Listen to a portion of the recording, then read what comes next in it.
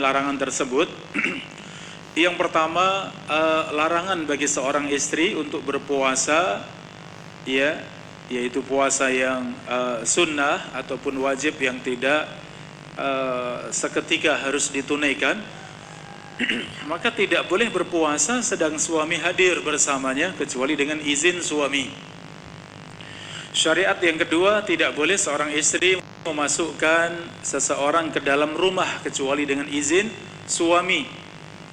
Kemudian yang ketiga, tidak boleh seorang istri menggunakan harta suami kecuali dengan izin suami. Kemudian yang keempat, jika seorang suami mengajak istrinya dia di atas tempat tidur, maka tidak boleh menolak. Kemudian yang kelima, di antara perintah dan larangan tersebut, tidak boleh seorang wanita keluar dari rumah kecuali dengan izin suami. Sampai pun itu dalam perkara sholat di masjid, sholat berjamaah di masjid, tetap ini juga tidak boleh seorang istri keluar dari rumah untuk sholat berjamaah kecuali dengan izin dari suami. Ini diantara beberapa syariat, demikian perintah dan larangan yang disebutkan dalam Al-Quran dan Sunnah. Ya, demikian disebutkan oleh para ulama, yang semuanya menunjukkan kepada kita semuanya akan besarnya kewajiban seorang istri untuk taat kepada suami. Demikian kewajiban seorang istri untuk tidak menyelisihi perintah dan keinginan suami. Saudara-saudari yang dirahmati Allah, dari 5 poin tersebut yang kita akan kaji satu persatu biidznillah. Syariat yang pertama adalah larangan berpuasa ketika seorang suami hadir bersamanya. Suami sedang tidak bepergian jauh, sedang tidak ada di luar kota, ya bermalam bersamanya, maka seorang istri tidak boleh berpuasa sunnah kecuali dengan izin suami.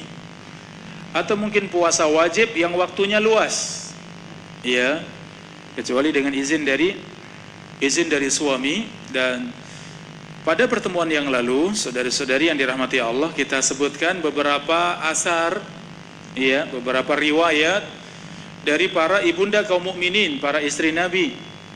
Ya, di antaranya Aisyah radhiyallahu anha, demikian ummahatul mukminin yang lain, di mana mereka tidak menunaikan membayar puasa qadha Ramadan kecuali sudah ada di bulan terakhir sebelum Ramadan, ada di bulan Sya'ban.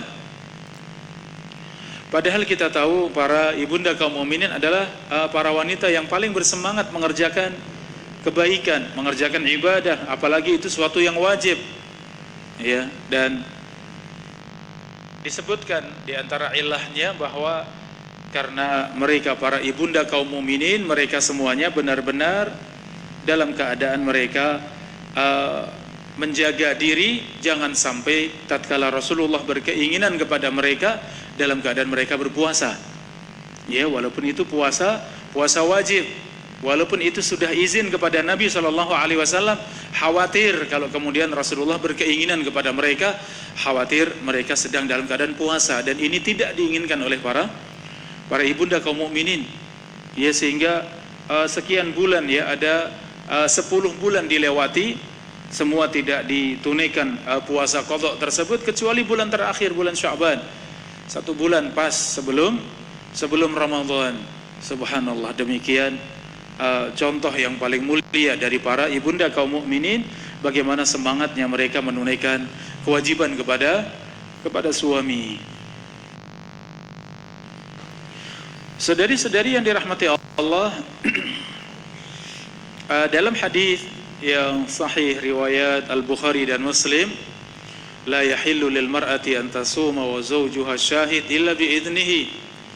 Tidak halal bagi seorang wanita untuk berpuasa sedangkan suaminya hadir bersamanya kecuali dengan izinnya. Saudari-saudari yang dirahmati Allah, demikian, ya, seorang wanita tidaklah berpuasa sunnah, apakah puasa Senin Kamis, puasa 3 hari di pertengahan bulan, Ya, demikian puasa sunnah yang lain ataupun puasa qadha. Ya, puasa wajib yang waktunya muwassa, waktunya luas. Ya, maka ada pilihan untuk memilih waktu tersebut, ya, di mana seorang istri hendaknya bersungguh-sungguh untuk memilih waktu tersebut. Demikian izin kepada suami, sehingga itu waktu yang benar-benar seorang suami tidak ada hajat kepadanya. Kecuali waktu sudah mendesak, seperti yang dikerjakan para ibunda kaum mukminin, sudah tidak ada waktu lagi untuk membayar puasa kecuali di bulan Sya'ban. Maka demikian mereka pun izin kepada Rasulullah SAW untuk menunaikan kewajiban tersebut. Saudari-saudari yang dirahmati Allah, syariat yang kedua, tidak boleh ya seorang istri untuk memasukkan seseorang ke dalam rumahnya kecuali dengan izin dari suami, dengan ridho dari suami. Ya, ini diantara kewajiban taat pada suami. Sebagaimana tadi kita sebutkan bahwa suami istri adalah satu paket, satu pasangan yang tidak terpisahkan. Masing-masing punya tugas seorang suami untuk mencukupi nafkah pada keluarga, untuk mendidik keluarga, untuk menjaga keluarga. Ya, demikian melindungi keluarga dari segala sesuatu yang akan membahayakan keluarga, akan merusak keluarga. Demikian sebaliknya, seorang istri berkewajiban untuk menjaga rumah, mendidik anak-anak, ya, demikian menjaga amanah harta suami. Maka masing-masing punya tugas. Di antara tugas suami adalah menjaga keluarga, menjaga istri dan anak-anak, menjaga rumah. Ya, oleh karenanya untuk keluar masuknya, ya, mereka-mereka yang bukan anggota keluarga, maka ini harus benar-benar sepengetahuan dari suami, ya, sehingga suami yang lebih tahu, ia yang ada di dalam rumah, ia yang banyak waktunya di luar rumah, sehingga tahu banyak tentang keadaan, ya, sehingga kalau merasa ada seorang yang dikhawatirkan akan merusak istrinya, akan membahayakan anak-anaknya, seorang mungkin yang mungkin akhlaknya buruk, akhlaknya tidak baik, ya, seorang yang mungkin sangat berpengaruh tapi khawatir pengaruh yang tidak baik, maka kemudian suami boleh melarang. Suami punya hak untuk melarang, jangan masukkan dalam rumah si fulana, ya, tidak boleh masuk ke dalam rumah ibu fulana misalnya. Tidak lain adalah dalam rangka untuk menjaga. Bahkan para ulama menyebutkan sampai pun orang yang paling dekat, seandainya yang mau masuk rumah tersebut adalah ibu kandungnya istri, bapak kandungnya istri, seandainya demikian, maka suami berhak untuk menolak. Suami berhak untuk bisa menghalangi, jangan sampai masuk dalam rumah. Ya, kita tahu kehidupan, ya, dengan segala macamnya. Terkadang bapak mertua dengan akhlak yang tidak baik, mungkin peminum khamar, mungkin tidak salat, ya, mungkin lisannya kotor, ya, padahal kita sudah mendidik istri, anak-anak di atas sunnah, di atas kebaikan. Khawatir kalau masuk dalam rumah kemudian mempengaruhi anak-anak misalnya, maka demikian berhak seorang suami melarang, jangan masuk ke dalam rumah. Ya, demikian sebaliknya seorang istri tidak boleh masukkan ibu kandungnya misalnya, karena mungkin buruk akhlaknya, ya, mungkin kotor ucapannya, demikian sifat hasad yang ada pada dirinya yang sangat merusak misalnya. Khawatir kemudian akan mempengaruhi istrinya untuk minta cerai kepada suaminya misalnya, saking buruknya akhlaknya, ya, maka yang demikian diperbolehkan, ya, diperbolehkan seorang suami untuk melarang jangan masuk ke dalam rumah sampai pada sesuatu yang paling besar demikian, ya, apalagi selain dari mereka. Saudari-saudari yang dirahmati Allah, Rasulullah bersabda, wala ta'zan fi baitihi illa biiznihi, dan janganlah seorang istri mengizinkan seorang masuk ke dalam rumahnya kecuali dengan izin dari suami. Akhwati fillah azani Allah wa iyyakum, dalam khutbah haji wada, ya, khutbah Rasulullah pada haji wada, Rasulullah sallallahu alaihi wasallam bersabda, ala innalakum ala nisaikum haqqan wa linisaikum alaikum haqqa. Ketahuilah, sesungguhnya kalian wahai para suami memiliki hak dari istri-istri kalian, dan istri-istri kalian punya hak atas kalian. Adapun hak kalian atas istri-istri kalian, janganlah mereka memasukkan ke dalam rumah kalian seorang yang kalian tidak sukai. Ya, janganlah seorang masuk di kamar kalian kecuali seorang yang kalian izinkan. Demikian sebaliknya. Dan hak mereka atas kalian agar kalian senantiasa berbuat baik kepada mereka dan bersungguh-sungguh untuk menunaikan nafkah dengan baik. Ya, pakaian mereka, demikian makanan mereka. Akhwati fillah rahimani wa rahimakumullah.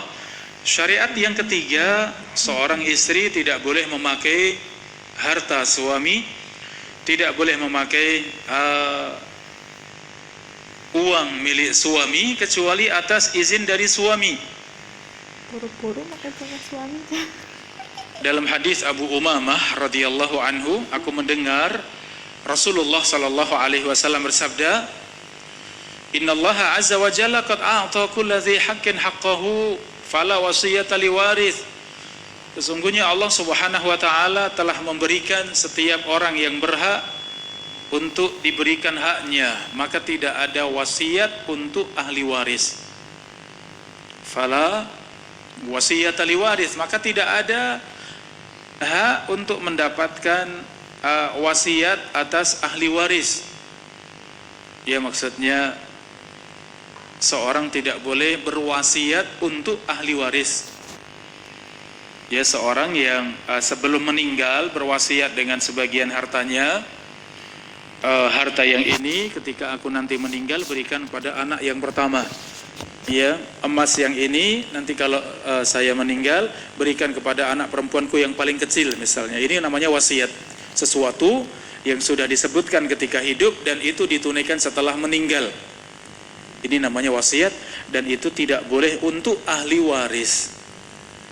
Ya, untuk mereka yang menjadi ahli waris dari si mayit tersebut.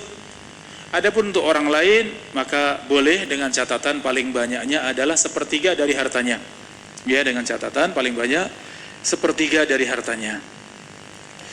Kemudian Rasulullah melanjutkan dalam khutbahnya, wala tunfik almar'atu syai'an min baitiha illa biidzni zawjiha. Dan janganlah seorang wanita berinfak dengan sebagian dari harta suaminya kecuali dengan izin suaminya. Maka seorang sahabat bertanya, ya Rasulullah, wala ta'am. Seorang sahabat bertanya, wahai Rasulullah, tidak boleh juga seorang istri berinfak dengan makanan yang ada dalam rumah? Qala zaka afdalu amwalina. Maka Rasulullah menjawab, itu harta yang paling mulia milik kita. Ya, Rasulullah menjawab, itu harta yang paling mulia milik kita. Ya, sampai pun memberikan makanan, berinfak dengan makanan.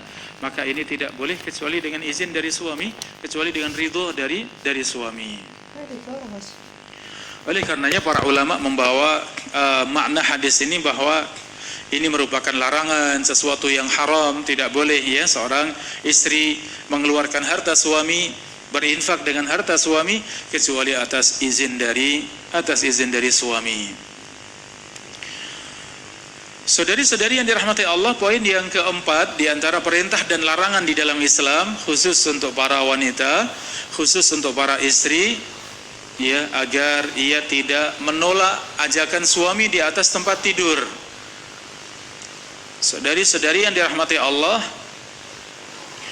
hadis-hadis yang menyebutkan ini sangat banyak dan luar biasa bagaimana Islam menjaga keutuhan rumah tangga.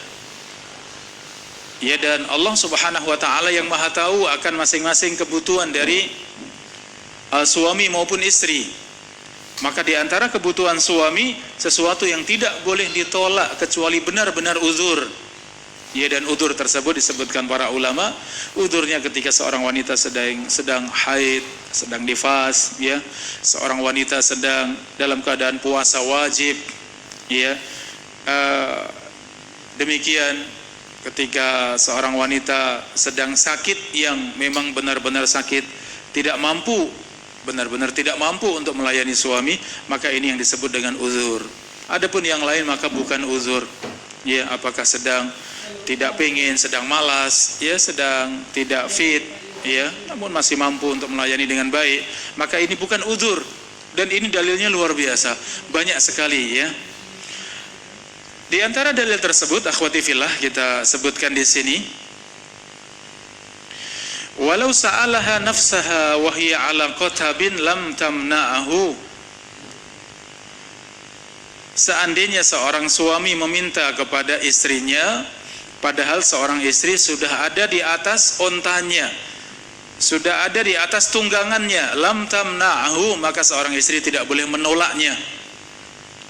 Ini suatu yang mungkin sudah sangat tanggung, ya, untuk kemudian turun dari tunggangan, sudah bersiap diri, sudah menyiapkan semuanya, sudah siap untuk berangkat. Ternyata suami memanggil, suami meminta kepada istrinya, maka yang demikian kata Nabi SAW, lam tamna'ahu, maka janganlah seorang istri menolaknya.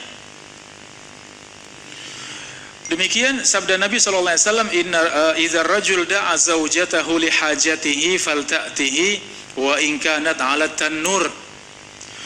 Jika seorang suami meminta atau memanggil istrinya untuk hajatnya, hendaklah seorang istri mendatanginya, walaupun seorang istri sedang ada di atas tungku, artinya sedang memasak. Ia sedang ada tanur. Tanur adalah alat masak roti yang besar, dibakar sangat panas untuk menempelkan adonan sehingga menjadi roti. Ya. Dan dalam keadaan sangat nanggung seperti ini, ketika suami memanggilnya, maka falta'tihi, hendaklah seorang istri mendatangi suaminya, hendaklah seorang istri melayani suaminya. Saudari-saudari yang dirahmati Allah, dalam hadis yang lain Rasulullah bersabda, innal mar'a tuqbilu ala surati syaitan. Sesungguhnya wanita, ia datang dalam bentuk syaitan. Wa tudbir fi surati syaitan. Ia pun pergi dalam bentuk syaitan. Maksudnya bahwa fitnah wanita mau dari depan mau dari belakang sama, semua fitnah. Ya, demikian, sehingga dari sisi depan dihiasi oleh syaitan, dari sisi belakang seorang wanita juga sama, dihiasi oleh syaitan. Fa idza absara ahadukum imra'atan falyati ahlahu. Maka jika seorang dari kalian melihat seorang wanita, falyati ahlahu, maka hendaklah ia segera mendatangi istrinya. Fa inna dzalika yaruddu ma fi nafsiha. Sesungguhnya yang demikian akan menghilangkan semua yang ada di dalam pikiran dan hatinya. Saudari-saudari yang dirahmati Allah, demikian Rasulullah menyebutkan sallallahu alaihi wasallam, fitnah wanita datang dari segala penjuru, dari depan, dari belakang, dari samping kanan, kiri, atas, bawah, semua fitnah. Ya. Sehingga Rasulullah memberikan solusi ketika seorang suami melihat wanita, kemudian ia mungkin takjub dengan wanita tersebut, ia melihat dari wanita tersebut sesuatu sehingga tergerak dalam dirinya, maka falta'ti ahlahu, hendaklah ia segera mendatangi istrinya. Sesungguhnya yang demikian akan menghilangkan semua perasaannya. Allahu Akbar.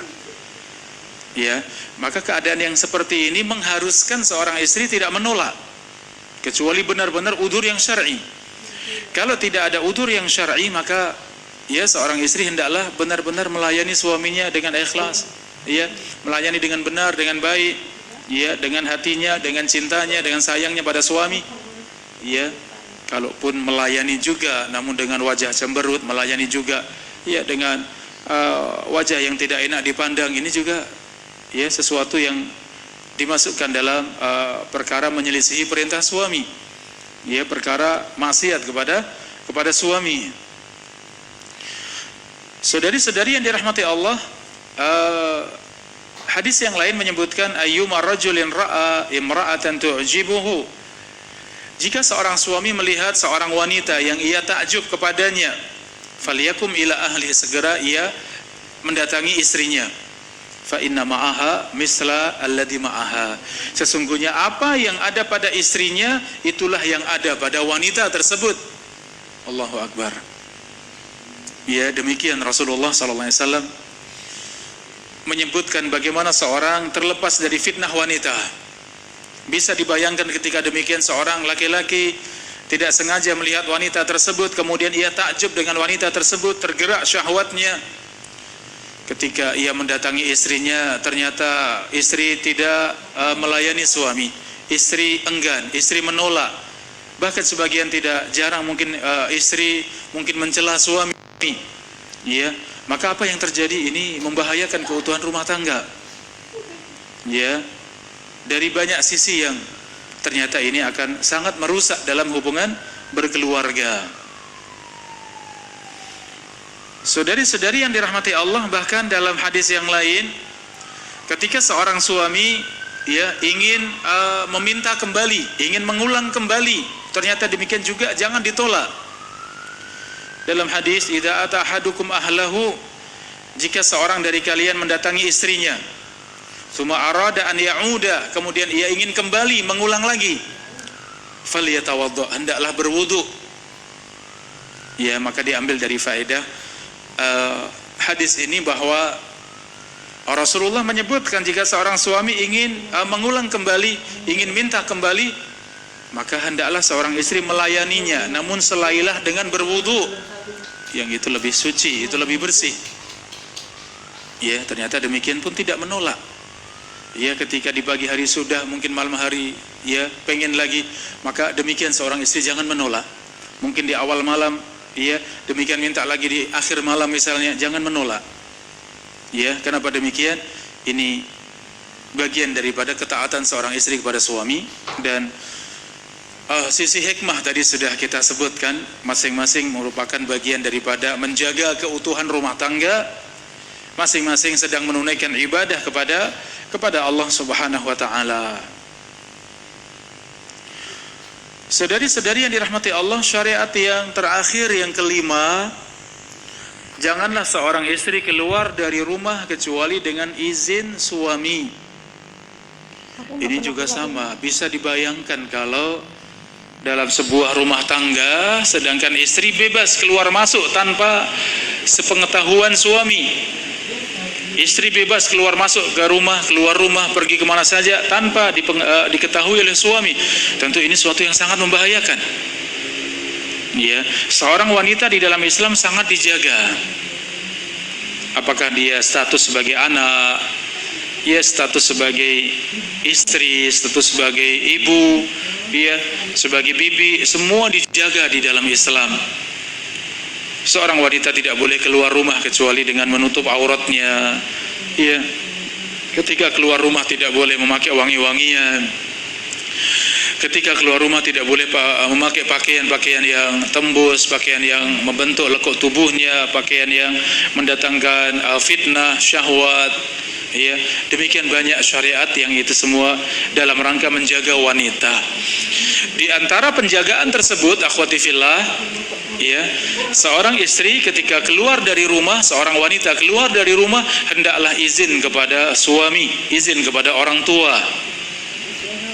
Ya, sehingga benar-benar suami tahu, ya istri mau kemana, istri mau pergi kemana, ya ada di tempat mana, ya apa yang dikerjakan, siapa teman-temannya, ya berjumpa dengan siapa, semua diketahui suami, sehingga tidak ada sesuatu yang membahayakan, tidak ada sesuatu yang dikhawatirkan merusak istri, ya ataupun membahayakan keselamatannya. Akhwati fillah, saudari-saudari yang dirahmati Allah, Rasulullah sallallahu alaihi wasallam bersabda, "Idza sta'zanakum nisa'ukum bil-lail ilal masjid." Jika istri kalian izin kepada kalian di malam hari untuk pergi ke masjid, fa'zanu lahunna, maka izinkanlah. Ya, Rasulullah menyebutkan seorang istri ingin keluar rumah untuk pergi ke masjid. Ternyata yang demikian tetap harus izin dari suami. Izin kepada suami. Kewajiban suami selama tidak ada yang menghalangi, maka suami juga harusnya mengizinkan istrinya. Kecuali dipandang ada sesuatu yang membahayakan, sesuatu yang mengkhawatirkan, ya sesuatu yang tidak baik, ya sehingga suami melarang istrinya jangan sholat di rumah saja. ya, atau khusus untuk kali ini di rumah dulu karena ada sesuatu yang saya khawatirkan misalnya, ya, maka ini yang memandang maslahat tersebut adalah suami. Padahal dalam perkara sholat, bahkan sholat berjamaah, bahkan perginya ke masjid, itu pun harus izin kepada suami, apalagi dalam urusan-urusan lain. Akhwati fillah rahimani wa rahimakumullah. Ya, demikian Islam menjelaskan tentang syariat yang sangat agung tersebut, ya, di mana suami dan istri merupakan satu pasangan, ya, satu kesatuan, satu paket yang benar-benar semua akan meraih sakinah mawaddah warahmah tatkala masing-masing menunaikan kewajiban-kewajiban tersebut. Dan kewajiban yang disebutkan dalam Al-Quran dan Sunnah jangan sekali-kali difahami bahwa itu satu beban, satu pembatasan, satu yang mengekang, satu yang sangat membatasi seorang wanita. Tidak demikian, tapi semua dalam rangka untuk meraih keluarga yang sakinah, mawaddah warahmah, dalam rangka menjaga keutuhan rumah tangga, sehingga tatkala syariat ini ditunaikan maka sungguh suami dan istri meraih kebahagiaan yang sempurna di dunia, demikian akan sampai pada surga Allah Subhanahu wa taala. Demikian, Allah taala a'lam bissawab.